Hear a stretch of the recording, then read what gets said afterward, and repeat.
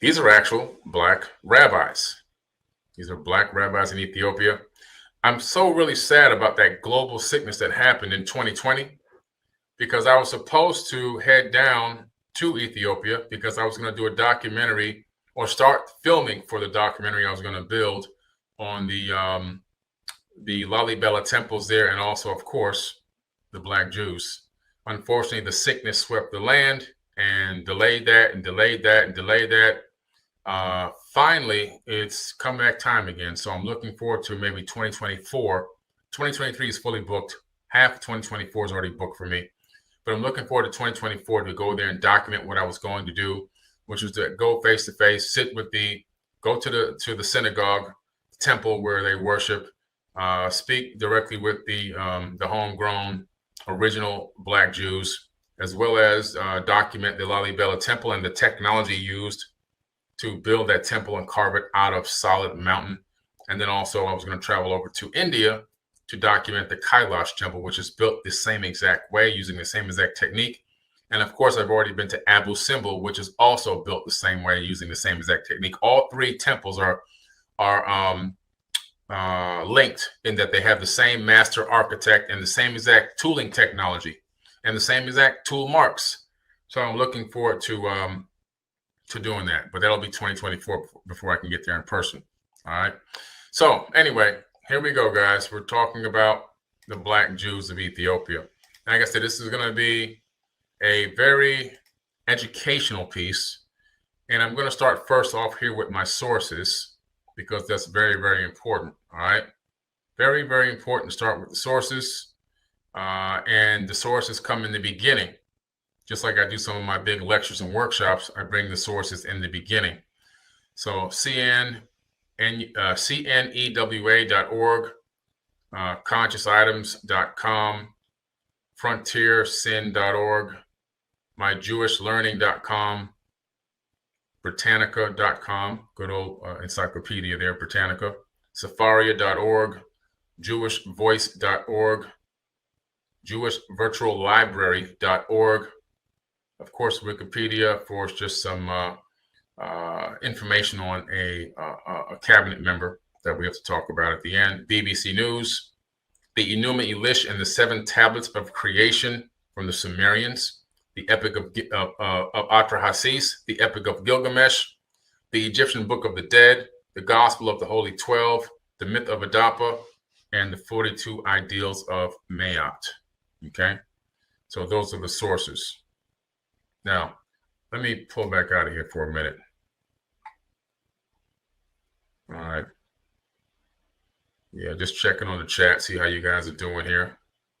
Looks like everyone is in there and everybody's vibing. All right, cool. That's what I like to see, guys. That's what I like to see.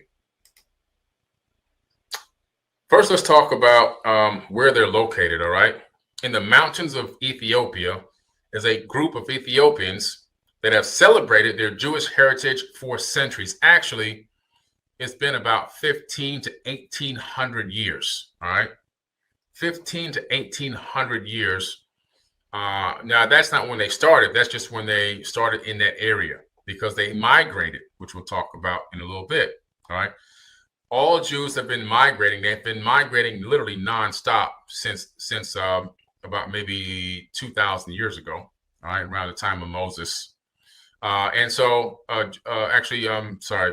4,000 years ago, 4,000 years, not 2,000, 4,000 years ago.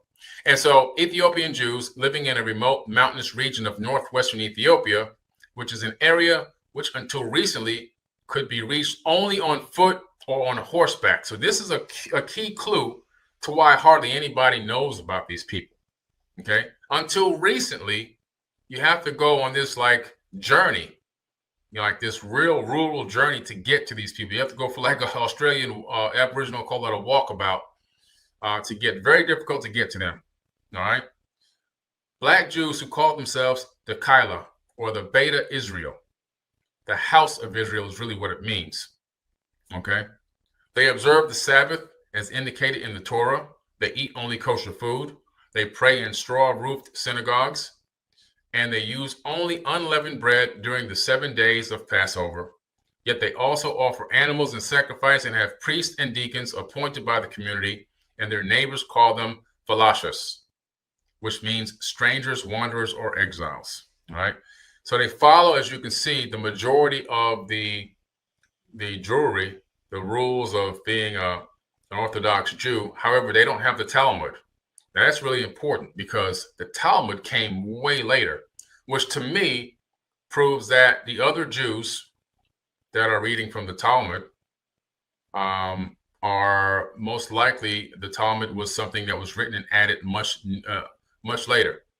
And then when the Ethiopian Jews migrated down to where they are in Ethiopia out of Egypt, they were cut off from getting access to that Talmud information and never had a chance to learn the Talmud. But everything else that they do is pretty much the same, to be quite honest with you, proving that they are actual authentic Jews, which has now been authenticated by Israelis. These are some pictures of some Ethiopian Jews right here. All right. You can see the Star of David behind them. Here's another Beta Israel Jewish family.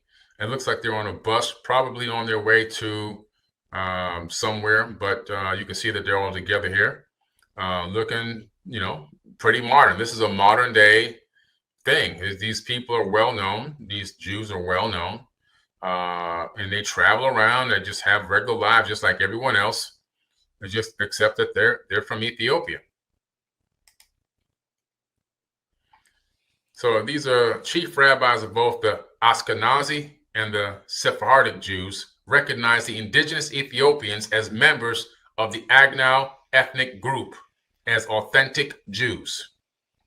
So they have been recognized as authentic Jews by chief rabbis of both the Ashkenazi and the Sephardic Jews. All right. Sephardic Jews primarily hail from Turkey and that region, Iraq. Ashkenazi are more European. And, the thing about this whole thing really is, just based on my research, it looks like a lot of the information was taken directly out of Egypt, which we'll get into a little bit later, really soon, actually. But it just seems like a lot of the information was taken out of Egypt. Or the tribes formed and then moved through Egypt and then spreading from there. So, of course, the biblical narrative of Jews as slaves building pyramids just didn't happen, guys. I'm sorry, it just didn't happen.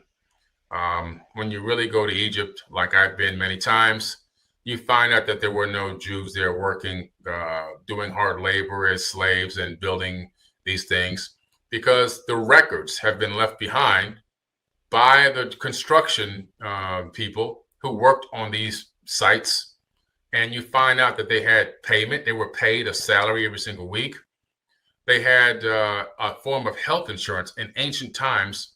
And you can see the records of people claiming for like broken legs and broken arms and injuries and injured backs. All these records are available to the general public and are well documented, and they really do exist. There's another story that really tells the truth about how people came together, formed a monotheistic religion, and then fled from Egypt, which I'm going to get into tonight. All right. But these are the three races, as you can tell them apart by this. I saw somebody in the chat. How can you tell them apart? You have the Agnau ethnic group, which is the Ethiopian Jews. The Sephardic Jews are also out of Turkey, but also some in Spain and even into Asia as well. All right. And then you have the Ashkenazi Jews. Ethiopian Jews' origins can be traced to the Exodus from Egypt. A band of Hebrews headed south rather than across the Sinai Desert, ending up in Ethiopia, so in the land of Moses. Now, we're going to get into this Moses story a little bit, and here's where I'm going to give you some of my own conjecture, some of my own hypothesis as to what I believe happened with the Moses story, because the actual person, Moses, I believe is actually Pharaoh Akhenaten, a former Pharaoh Akhenaten, who was actually ousted out of Egypt and took followers with him. All right. Moses was quite possibly outcasted, the outcasted Pharaoh Akhenaten. Numbers 12:1 in the King James Bible. Then Miriam and Aaron spoke against Moses because of the Ethiopian woman whom he had married, for he had married an Ethiopian woman. And so, basically Moses, he left out of Egypt. And I'm going to tell you, I think, in my opinion, it was actually Pharaoh Akhenaten is actually Moses. I mean, we all know that the name Moses didn't really exist back then. That's a made up name.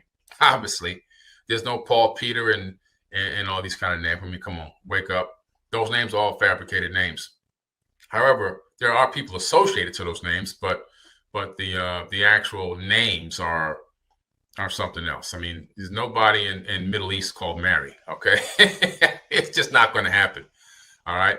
However, Akhenaten is an interesting character in ancient Egypt in that he actually decided to start following Amun-Ra, aka Marduk, who can be found in the Torah, the Jewish American Virtual Library, and everywhere else in the Bible, right? And so Marduk is Amun-Ra, and Amun-Ra is a jealous god, and there'll be no other gods but him. That made it into the actual Bible, hit that text that he said there. He was also known as Aten, the sun disk, because he, instead of walking amongst men on the ground, he liked to rule from the sky in his ship. And then Akhenaten called it the sun disk. Okay. And anyway, any rate, Akhenaten was now convinced that this was the one God that he was going to worship, and under the rule and under the guidance of this Anunnaki named Marduk, aka Amun-Ra, he was going to usher in monotheism to the world through Pharaoh Akhenaten, because he wanted everybody to think that he was the one and only true God that existed, and to forget all of his relatives, because you had Yahweh, who was also known as Enlil. You had Ea-Enki, who was another one of the gods. You had Anu, who was the head god. You had all these gods walking around on Earth in different places on the planet at any given time. And this guy, Marduk, who was actually related to them, became very jealous, according to the Sumerian tablets, and wanted to be the only one getting worshipped. He wanted to be the king of the planet so bad, he started a war to take over kingship before his anointed time, which he did. Okay, so this is a brutal guy. This guy's actually crazy, all right, in my personal opinion. And I'm getting this information directly from Sumerian tablets. Now, what's interesting here is when we go a little bit deeper into Pharaoh Akhenaten's family line, all right, you see the King Tut statue here, this black statue up in the upper left. This King Tut statue from the Cairo Museum. He's holding his staff. Okay, he was the son of Akhenaten, and his stepmother was Nefertiti, down here at the bottom, right? And then his grandfather, right here, Amenhotep III, all right? And then to the right of him is Queen Tiye. That was his wife. So that was King Tut's grandmother, but also Akhenaten's mother. So Akhenaten's mother is beneath him, and beneath Akhenaten here is Amenhotep III. Okay, and then to over here is his wife Nefertiti, all right, and his son King Tut. Now, what's interesting, what started happening with Pharaoh Akhenaten is he literally started to do something crazy. All right, I'm going to zoom out of this for a second because I need to talk to you guys about this for a minute. He started to do something a little bit crazy. So Pharaoh Akhenaten, once he got these orders directly from Amun-Ra, he then was told to go around and begin to deface all the other gods. He was then making rules that if anybody were to worship another god other than the sun disk, Amun-Ra, Aten, that they would be murdered, killed. And so he started getting this huge following of people pretty quickly that were underneath his wings. In other words, he was like the priest, and they were his, they were his congregation.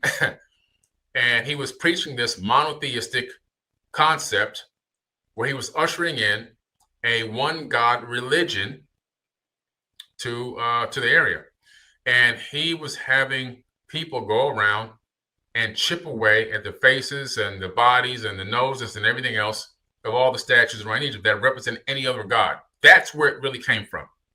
So if you're wondering why the noses and the heads and the ears are chipped off all the time, it's not because white people went to Egypt and did this, because they weren't even around in ancient times. These things can be dated back to the time when these things were defaced. They were defaced. The majority of them were defaced long before the Greeks and the Romans ever even showed up. These are just facts, guys. I'm here to give you real facts. I'm not here to play with your heartstrings. I'm not here to pimp your brain and make you feel good inside. I'm here to give you the information. Whether you like it or not, I'm giving you all the information, the good, the bad, and the ugly. The reason why those noses and those ears are missing is actually two reasons. The first reason is because the ears and the noses are very, very difficult to maintain over thousands of years or hundreds of years even, because those are the most brittle parts of the statue, and they usually fall away or degrade first, okay? Especially when they've been buried and tossed over and everything else. The second reason is because Pharaoh Akhenaten ordered that these things be chipped away, broken, and pretty much erased. So when you go to Egypt with me, whoever went, the people who are in this chat right now who went with me just a few weeks ago, they saw it with their own eyes. We know this stuff was done in ancient times, long before anybody white even arrived. So the people around him were like, this guy's erasing our history. Like, we have to stop him at any cost. Finally, he was ousted. Okay, he was ousted. But what did he do? He didn't just leave. He left with his band of new followers. And what were they studying from? They were creating what is now known as the Old Testament, but all that information wasn't written yet. It came from Sumerian tablets. The bulk of the Old Testament is coming from the Egyptian Book of the Dead, the Enuma Elish and the Seven Tablets of Creation, the Epic of Atrahasis. Okay, a lot of that is and of course several cylinder scrolls from the Sumerians. A lot of that is the majority of the Old Testament. The Epic of Gilgamesh, that's the true story of Noah and Noah's Ark. A lot of it, and the myth of Adapa. All this is coming from Sumerian tablets and the Egyptian Book of the Dead. All right. They were taking that information back then at that time, because remember, there was nothing yet, and they're turning that into written text under one canonized type text to study and research. And then they fled out of Egypt and left. All right. Left out of Egypt. And then they spread out all over the place. This is Queen Tiye. This is Pharaoh Akhenaten's mother. Okay, this is his mother. This is a re-rendering of what she looked like. People who went with me saw the actual mummy at the actual museum. We went to the Museum of Civilization. You can see this is a black and white image here at the bottom, but you can see that she was a black woman with woolly hair, just like you see here, like regular tight curls like all black people have. You can see this head bust above in the upper right corner. That's at the Egyptian Museum, depicting her true likeness at the time that it was taken. You can see that she's older. Her face is drawn down a little bit. Her mouth is drawn down. She was obviously an older woman at the time, a grandmother. Most likely, well, she never got to be really a grandmother, but older woman at the time. You know, King Tut was, well, we don't know. Maybe Pharaoh Akhenaten's daughters may have had some children. She may have never seen them, but King Tut was killed, and so was his girlfriend. However, you can see here she definitely was a black woman. All right, she was a queen of Egypt in the 18th dynasty, wife of the pharaoh Amenhotep III, mother of Akhenaten, grandmother of both Tutankhamun and Senamun.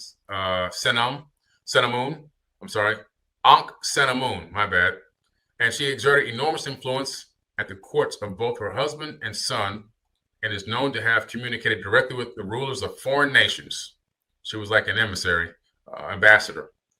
The Amarna letters also show that she was highly regarded by these rulers. So these are the Amarna letters, which are available, public record. This is proof and more evidence that these people existed, okay? And especially during the reign of her son. Although she believed in the traditional polytheistic religion of Egypt. See, her son wanted to bring in monotheism. She believed in the multiple gods. He believed in the single God. She supported Akhenaten's monotheistic reforms, most likely because she recognized them as important political stratagems to increase the power of the throne at the expense of the priesthood of Amun. So basically, like I said, guys, this is what was going on back then. This was a battle between religions. Is there going to be multiple gods like the Greeks believed in? The Greeks took that from Egypt and created the pantheon. The original pantheon came even before Egypt or Kem. It came out of Iraq, out of Mesopotamia, the Sumerian pantheon. Those people who were in the Sumerian pantheon, their names got changed twice. Once into Kemetic and Egyptian names, and then the second time it was into Greek. Actually, 3 times. The third was into Roman. All right. Now, what was so special about it? What does this Akhenaten have to do? Why am I rambling so much when I'm supposed to be talking about black Jews? Well, you see me here inside the king's chamber, inside of the Great Pyramid. I'm in the king's chamber. In the king's chamber, you see this stone box in front of me. This granite box is not a sarcophagus. This granite box is part of the technology of the inner workings of the Great Pyramid. And this granite box has a giant chunk missing out of this corner facing the screen, the front of the screen here. That giant chunk of granite flew off and flew across the room and struck the other granite on the wall about 20 feet away and left an indentation of its exact shape in that wall. What did that? A high energetic explosion, because in here, this is where fusion reaction happened. This is where the power stepped up and then burst through the apex of the Great Pyramid. But it all really was, the energy burst was created here. And what did it hold? It held the Ark of the Covenant. The Ark of the Covenant is a real piece of technology. Scientists at universities and other engineers have recreated the Ark of the Covenant based on simple instructions that are actually inside the Bible, and created something that was drawing so much power. It's like a giant capacitor. The university had to shut it down because it was pulling all the power out of the local area. And the engineers had to even shut it down because it was just too much power. It's getting ready to create a major power outage. Just how much power this thing was able to generate from basic, simple instructions they create. You can look those videos up on YouTube. They actually exist, right? And so the box I'm standing in front of, this sits inside of it. It's the exact same dimensions. Why would they put this inside of it? Well, the reason why this box was added to the pyramid long after it was already built is because part of the pyramid technology had broken. The pyramid used to have water running underneath it from the Nile. The Nile used to run right up close to the Great Pyramid. Over time, well, one reason because of a war that happened, the Second Pyramid War, and then a dam was built. 2 reasons why the Nile shifted away from that area and left it dry and barren. But the tubules that go underneath the pyramid where the water would flow from the aquifer is still there, because you can actually walk inside of them when you go around and underneath the pyramid. I know, because I've been there. Now, what's interesting about this, when water would flow under the magnetized granite base of the pyramid in the aquifer, it would create something called physiostatic electricity. And this physiostatic electricity will pull ions up into the pyramid and then shoot them up through the grand gallery, which had resonating rods, which have now been removed, but we can see the slots where they were. Then it would be shoved into the king's chamber where I'm standing, and some type of fusion reaction would happen, and that would be the power burst that would then get sent through the apex with the gold capstone and then transmitted out wireless electricity to the region. And the crystal granite magnetized obelisk would capture that ambient energy. And if you had a JED pillar, which is like a Tesla coil, with a cable connected to it, which we've seen in Egypt when I took people to the underground crypt at Dendera, you can then power things like light bulbs, electroplating devices, and so forth and so on. Okay, powerful stuff. Now, the reason why I'm saying all this is because when Akhenaten was kicked out of Egypt, he took this with him. He went into the Great Pyramid and snatched it and took it with his followers into the desert. Okay, this is why I believe that he's really the true Moses of the Bible. He's the one that actually fled with the people that became known as the Jews, the black Jews. Because why? Moses went down into Ethiopia, became known as the land of Moses.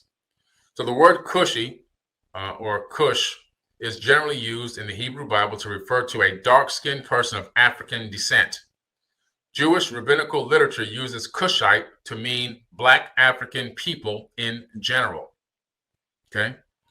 19th century Christian missionaries found that this group celebrated Rosh Hashanah, Yom Kippur, Sukkot, and Passover, and they also slaughtered a lamb at Passover and knew that the first 5 books of the Bible and some of the apocryphal books excluded from the Hebrew scripture by the Talmudic rabbis because they basically had doubtful authenticity. So they knew about all this. And it's hard to imagine how the customs of Beta Israel could so closely resemble pre-Talmudic Judaism in Palestine if this group's origins were at the time of the Exodus. So what this means, guys, is this. These Black Jews existed before the Talmud. They existed before the Torah.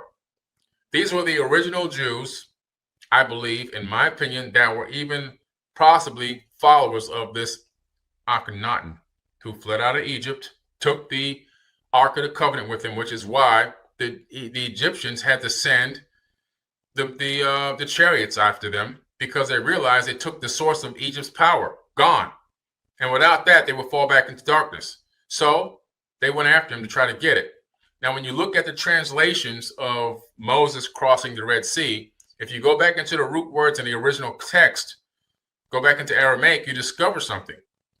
They did not cross the Red Sea. That's been a big mistake, I'm going to call it that nicely, by Christian churches and synagogues all over the world, talking about the Old Testament where Moses crossed the Red Sea. He actually never crossed the Red Sea.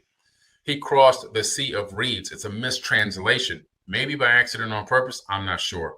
But he crossed the Sea of Reeds, a much closer and much smaller and easier sea to actually cross. Okay? He took the ark with him, escaped into the desert, and from there, of course, you know the rest of the story. He went to Mount Sinai and went to the top, had a word with God, talked to a burning bush. When he came, now he was given the 10 Commandments. Those 10 Commandments come from the 42 laws of Mayat, or the 42 ideals of Mayat, which I've read multiple times on YouTube and Instagram and everywhere else, and TikTok. That's the origins of the 10 Commandments. So obviously that story has been a little bit remixed. But when he comes down, one of the main commandments in those tablets is do not kill, right? And as soon as he comes down, he's unhappy with the way his tribes are acting, so he decides to kill. I mean, he killed about a few hundred people just then.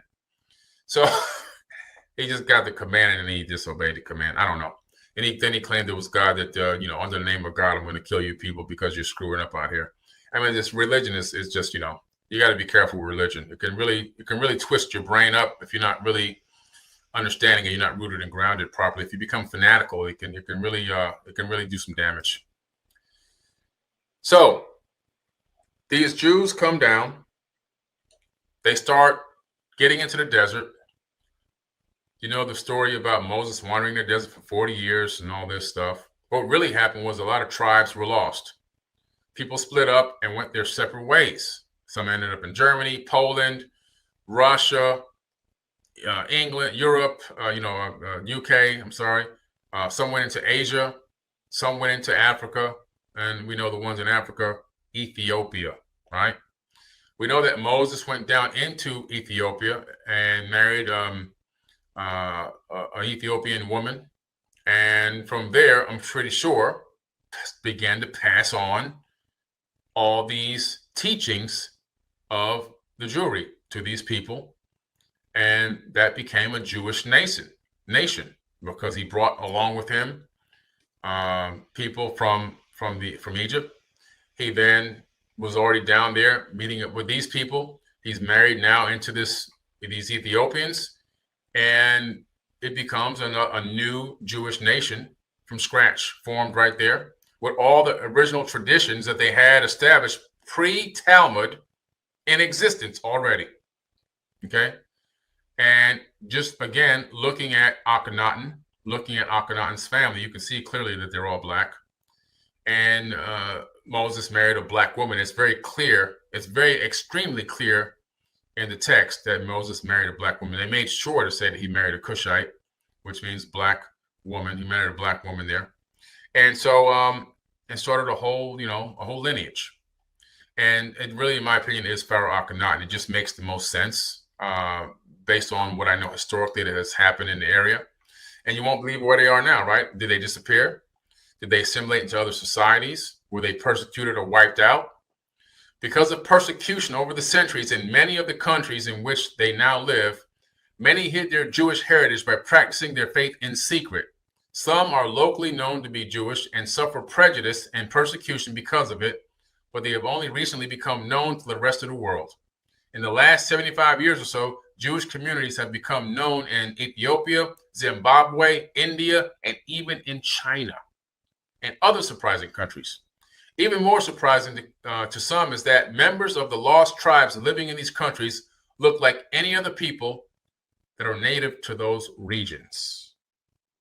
So now we're talking about the fact that they've literally spread into so many cultures and embedded themselves in so many cultures, and through breeding over and over again, many generations, it's hard to even tell now. They actually have blended completely in with the people from those regions and those areas.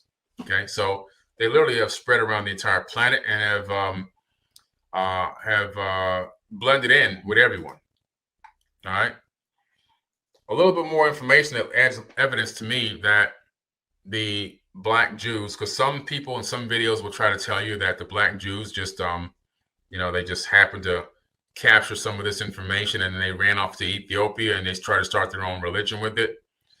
Not what happened at all. What happened was they had the original knowledge. Let's take a look at, this here. I wonder why the star moved to the left like that. The Star of David. This is really important stuff right now. So for me, this is another key piece of evidence. Right now, you know that standard, regular Jewish people, Ashkenazi and Jews and so forth, they have the Star of David. And what's the origins of this? Now, this is from Encyclopedia Britannica. The Star of David is Hebrew Magen David, the Shield of David. Magen, also spelled Mogan, Jewish symbol composed of two overlaid equilateral triangles that form a six-pointed star. It appears on synagogues, Jewish tombstones, and the flag of the state of Israel. The symbol, which historically was not limited to use by Jews, originated in antiquity when side by side with the five-pointed star. It served as a magical sign or decoration. In the Middle Ages, the Star of David appeared with greater frequency among Jews, but did not assume any special religious significance. It is found as well on some medieval cathedrals. The term Magen David, which is Jewish liturgy, signifies God as a protector, shield of David, gained currency among medieval Jewish mystics who attached magical powers to King David's shield, just as in earlier non-Jewish magical traditions had referred to the five-pointed star as the seal of Solomon. So it actually dates back even before that. Kabbalists popularized the use of the symbol as a protection against evil spirits. The Jewish community of Prague was the first to use the Star of David as its official symbol. And from the 17th century, on the six-pointed star, it became the official seal of many of the Jewish communities and a general sign of Judaism. Though it has no biblical or Talmudic authority, the star was almost universally adopted by Jews in the 19th century as a striking, simple emblem of Judaism in imitation of the cross of Christianity. So what they're saying here is that they don't really understand where the star or origins of the star come from. They really don't have no clue about this thing, but they liked it. And so because some leaders say this is a good thing to have, it'll scare off the evil spirits and it looks pretty cool, we'll take it. That's how they got the star. Now, let me tell you what really this star is really about and what the Ethiopian Jews knew it was about. The Ethiopian Jews say the Star of David is actually a Merkaba. Now, you see, this is where I know that these people have been around much longer and know the history much better. The Star of David is a Merkaba, the star tetrahedron. The star tetrahedron is a crystalline field of information that is resonantly linked with each cell in the physical body in its inactive state. The star tetrahedron appears as a three-dimensional Star of David composed of two opposing and interlocking tetrahedrons. They know that the Star of David really is a star tetrahedron, which are two three-dimensional pyramids that can appear from the ethereal platform, multidimensional. Through meditation, you can actually. I have an actual song called Merkaba, where it's a meditation track where you actually, through a special type of guided meditation, you actually create your own Merkaba and you get inside of it because it's a vehicle of ascension. You can actually travel inside the Merkaba in the spirit realm. They knew all about this. This is the real purpose and the meaning of it. It's not for decoration. It's not for putting on flags. It's not because it's cool. It doesn't have any. It's not because you think it's got some cool magical powers because somebody said it had magical powers. No, no, no, no, no. They knew about it. They knew that the Hebrew word Merkaba is actually composed of three words. Merkaba. Mer means light, Ka refers to the spirit, and Ba refers to the body. When you put these three words together, you get the notion of your body as the chariot or the vehicle for your spirit to ascend to the higher dimension or become divine light. In other words, it's the ascension process towards your light body. It goes way beyond simply being a better person and touches on the idea of becoming your true light self.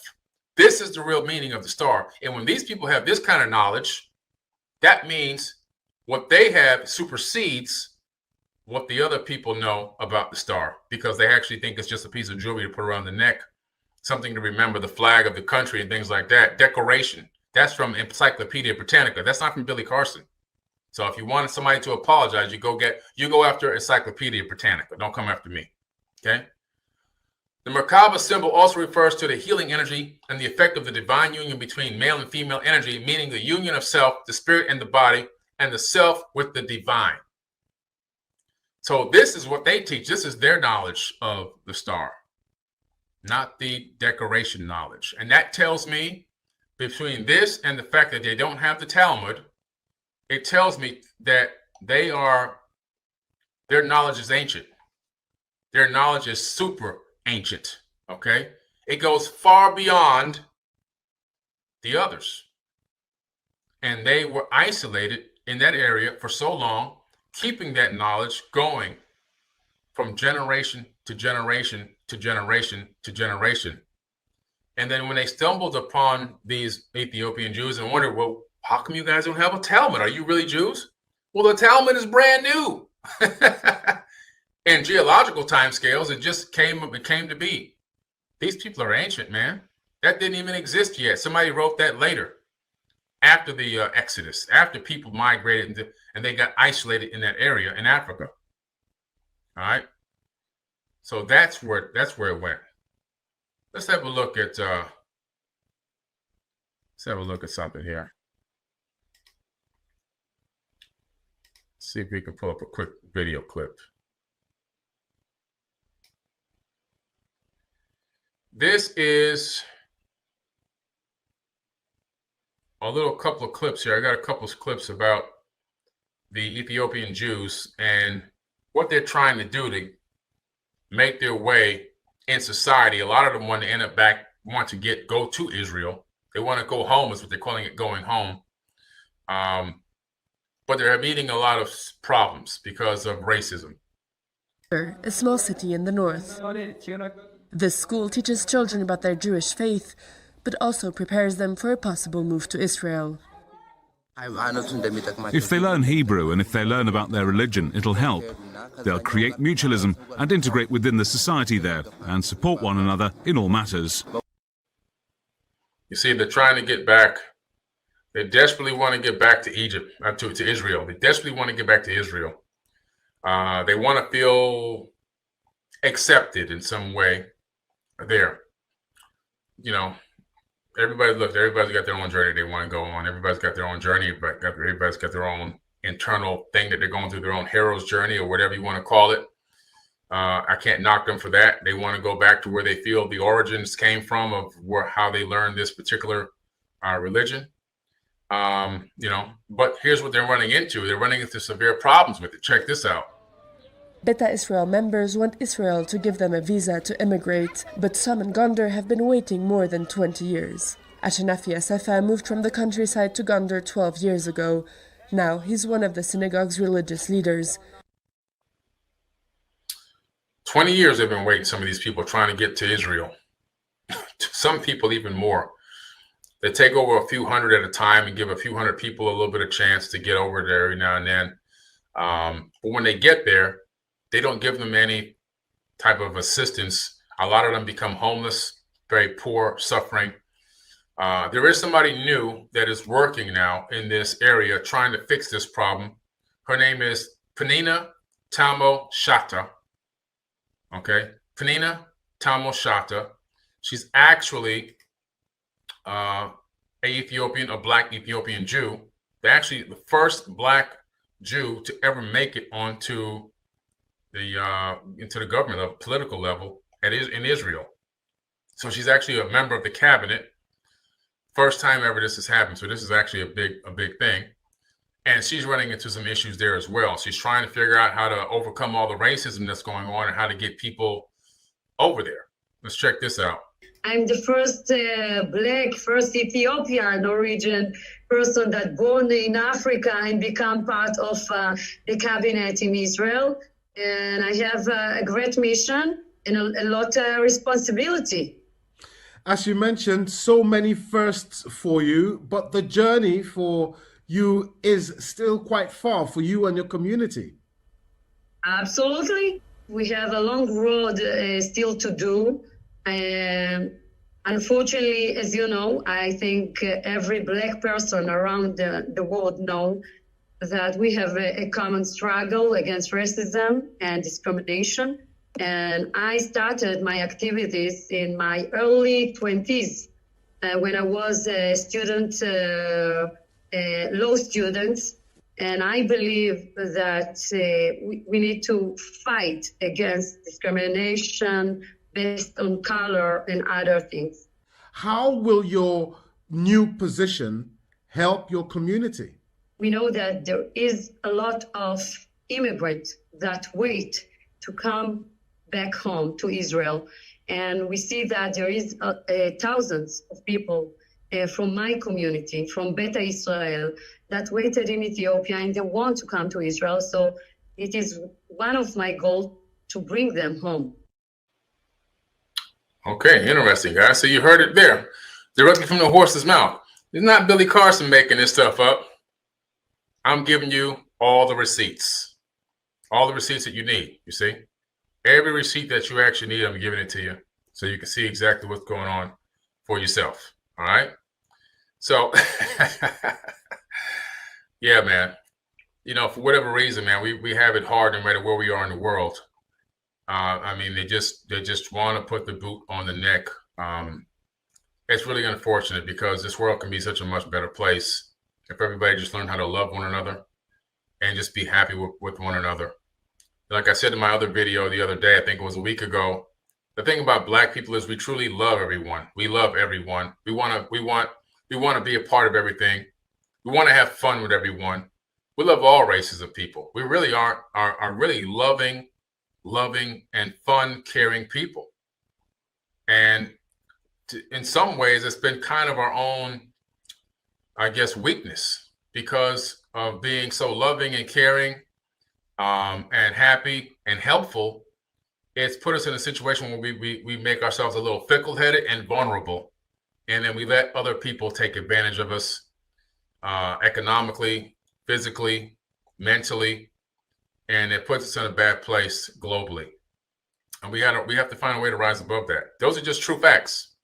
Like I said, guys, I'm not here to pull your heartstrings. I'm here to tell you the truth and all the information that I can bring together to give you guys, some insight as to what's really going on. And yes, it's easy to keep blaming everybody out there saying, man, they're evil against us and they hate us. At the same time, we got to look at ourselves because there's a lot we can do to pull ourselves together and get up off our butts too. You know, there's a lot we can do. When you see somebody on their butt, we should be putting out a hand and pulling that person up.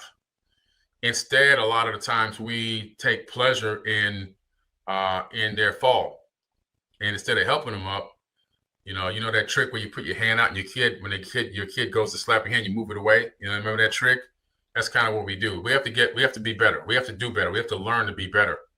We have to learn how to help one another. We have to learn how to support one another better. We have to stop looking for excuses and reasons to down one another and look for ways that we can mentor one another and help one another, okay, become better. It doesn't mean you're going to agree with everything everybody say. It doesn't mean you're going to agree with everything I say. That's okay. That's okay. That's what makes you, you, and me, and everybody else, them. At the same time, though, we have to find some kind of common ground that we can coexist and that we can become better, loving with one another, instead of focusing so much on going over the top to love everyone else. We still have to do that, but at the same time, when we do that, we just forget about ourselves. I'm just being frank, guys. I'm being honest with you, man. I see it every day. You remember, I wasn't born with a silver spoon. I came from the ghetto, verifiable. I came from underneath the ghetto. I've had people in my chat. They know where I'm from. I came from the gutter, man. I came from the absolute gutter. Matter of fact, this weekend, I'm going to ride through the gutter. I'm going to ride through. Every now and then I ride through. Every now and then I ride through. You know why? To remind myself we're not to end up, and also to meditate and think, what can I do to find a way to reach out and help more people? You know? But yeah, it's a lot going on, man. A lot going on. But when I see this macabre information passed down by the Ethiopian Jews, and I see the then I see the Encyclopedia Britannica understanding of what the Ashkenazi Jews and the other Jews believe in terms of the Star of David, how they acquired it. That's when I recognize these people are ancient, man. These people got the real knowledge. All right. The young lady you just heard talking was Ethiopian Israeli minister. All right. She says we have a common struggle against racism. All right. This is her Wikipedia page right here.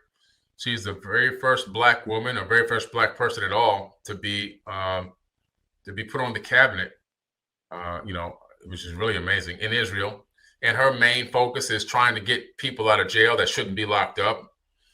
I think when she started, she said it was about 40% of the people that were in jail were Black Jews.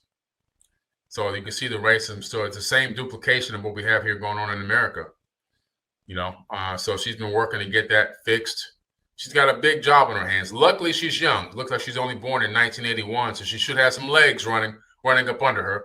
She should be okay. But, man, what a big job, what a big task to take on. So hats off to Penina Tamano Shata. She's got a hard job ahead of her, big time. All right, big time, hard job ahead of her. All right, so yeah, it's pretty interesting. The world is full of a lot of religions, and I don't understand why. That's just my personal thing. I just, based on my real research, I don't understand why people don't just seek spirituality.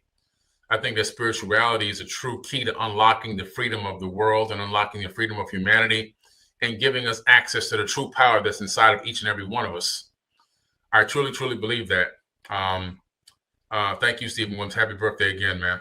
And so I truly believe that every single one of us has a special power, a special piece of the puzzle that we can bring. But I personally believe that religion puts that special power and that special gift that we have into a small little tiny box with a lock and a key. And it causes a lot of us to never really open that box because of fear, because the primary basis of religion is fear-based. And anything that deals with fear is a low frequency, and anything that's dealing with a low frequency is going to bring you back a lot of low vibrations. Low vibration law of attraction. I want high vibration law of attraction. I want good things happening to me consistently. I don't want to always have to hear about all these disasters. I don't want to always have to worry about it's the end of the world and it's the end of days and all this other crazy stuff. I don't want to hear about that stuff. This end of days and end of the world. I just, one thing Jews did get right is the fact that, Jesus was not the Son of God. In my personal opinion, they got that right. All around the world, all Jews, they got that one right. They got that one right. That's my personal opinion. You can take it, you can leave it, you can be happy, you can be sad, you can be glad, you can be mad. I believe Jesus existed and was one of 19 Christs that already existed. He's just one of them. And the Christ has nothing to do with a particular person. It's a type of consciousness. Matter of fact, Jesus never said he was coming back. He said that Christ would return. He's talking about Christ consciousness in all of us. It's return of true gnosis, real knowledge, not of this remixed information that has been put out in these religious texts and books that keep people suppressed, oppressed, and chasing their own tail in a circle, in my personal opinion. I really do believe in humanity. I believe that we can do great things again. We did great things in the past, and we will do them again. And I do truly believe that at one time in the future, at some point in the future, religion will fall away, and true spirituality and true unconditional love for everyone will rise above all. I don't believe in I'm a God's chosen person. I don't believe in that. I don't believe in this. You're not God's chosen people. I'm God's chosen people. I don't believe in that. I don't believe in that. I think that's foolishness. I don't want to hear nothing about your chosen person by some sky daddy with a magic wand. I don't want to hear that. To me, that's no more division. That's more separation. That's more segregation. When you run around bragging about you're some kind of chosen person, but you're chosen, but the other person around the corner is no good. They're garbage because you're the chosen person.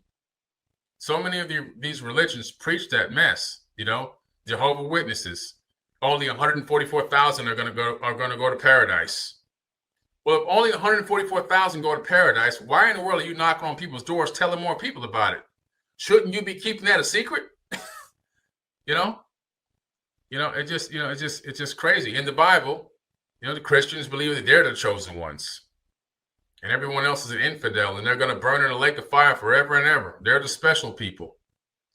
It's always we're this and we're that. It's more ego. It's more beating on the chest, and it's just more separation.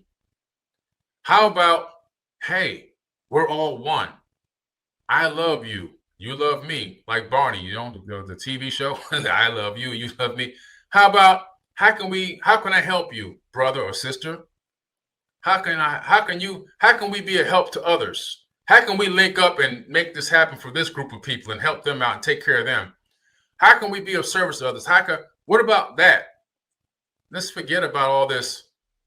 I'm the best one, and because my God's the best one, My son's grandfather is a preacher, a pastor. My son is obviously he's not into that stuff. He learned on his own. He read the Sumerian tablets. He came to me when he was 14 years old. He said, "Dad, you know what? I don't believe in Christianity anymore. I'm more going to go on the spiritual path." I said, "What brings you to that?" Because I don't force anything on my kids. He said, "Well, I read the Sumerian tablets, and now I just want to follow spirituality. I see that all that was copied. The Bible was copied from that stuff." He came to his own conclusion using his own mind. But he was talking to his grandfather, who was a pastor, about the fact that he saw Israeli troops shooting Palestinian kids playing soccer in the field. And the response from his grandfather, who was a pastor, was, well, they deserve to die because they're worshiping the wrong God. You see what religion does to people? Do you see what religion does to people?